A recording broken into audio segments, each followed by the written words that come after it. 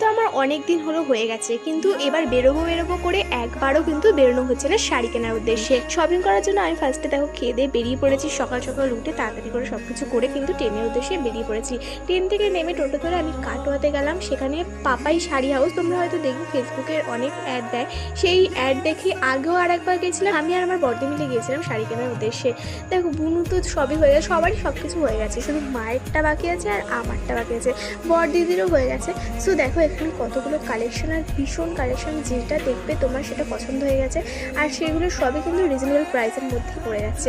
এই শাড়িটা ফার্স্টে দেখেছিলাম, এই শাড়িটা পছন্দ হয়েছিল, হাতেও ধরে নিয়েছিলাম, কিন্তু যেহেতু দিদির একই রকম শাড়ি একটা আছে সেম কালারের, তাই দিদি বললো এটা নিশ্চয় অন্য একটা ধরনের দেখ।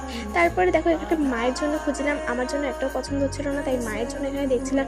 এই ইয়েলো শাড়িটা দিদিকে বললাম, দিদি বললো না এই শাড়িগুলো অনেকেই এখন পরছে, এখন ট্রেন্ডিং শাড়ি দেখাতে বললাম। এই ট্রেন্ডিং শাড়ির মধ্যে আমি বললাম যে লাল সাদার মধ্যে তোমরা কোনো